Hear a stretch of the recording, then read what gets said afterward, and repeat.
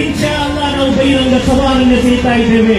ಇಷ್ಟರ ತನಕ ಯಾವ ಹಿಂದೂಗಳ ಆಸ್ತಿಯನ್ನು, ಯಾವ ರೈತರ ಹಕ್ಕಿಯನ್ನು ಕರ್ನಾಟಕ ರಾಜ್ಯ ವಕ್ಫ್ ಮಂಡಳಿ ಗೊತ್ತಿಲ್ಲ. ಈ ಹೋರಾಟ ನಿಲ್ಲುವುದಿಲ್ಲ, ಈ ಹೋರಾಟ ನಿಲ್ಲುವುದಿಲ್ಲ. ಎಷ್ಟು ತನಕ ನಿಲ್ಲುವುದಿಲ್ಲ? ಈ ಭಾರತವಾಗುವ ತನಕ.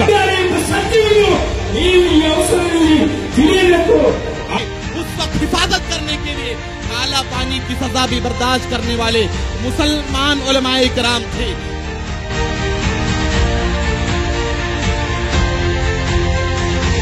नहीं रुकेंगे आजादी, नहीं रुकेंगे आजादी, लड़के लेंगे आजादी.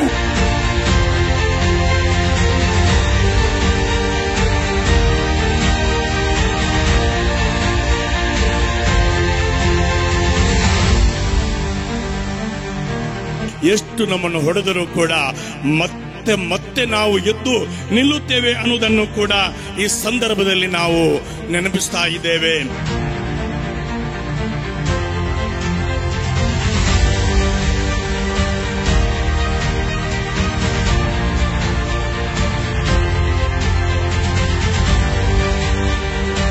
ಮಣ್ಣಗಳಲ್ಲೂ ಸಾಮರಸ್ಯದ ಕಮಲ ಬೆಳೆತನಾಡು, ಮಣ್ಣಿನ ಗುಣ ಮರೆತು ದೇಶವಿದು ಮೆರೆಯುತ್ತಿರುವುದ ನೋಡು.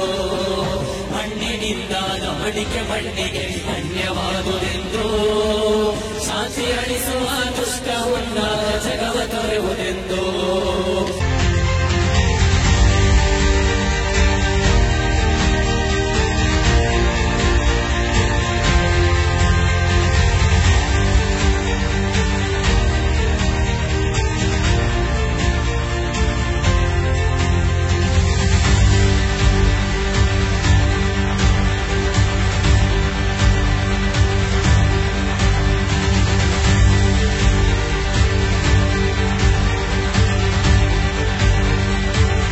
ಭಾರತೀಯ ನಾಗರಿಕ ಪ್ರಜೆಗಳಾದ ನಾವು ಭವ್ಯ ಭಾರತದ ಬಲಿಷ್ಠ ಸಂವಿಧಾನವನ್ನು ತಪ್ಪದೆ ಪಾಲಿಸುವವರು ಮತ್ತು ಅದನ್ನು ರಕ್ಷಿಸುವ ಜವಾಬ್ದಾರಿ ಉಳ್ಳವರಾಗಿರುತ್ತೇವೆ.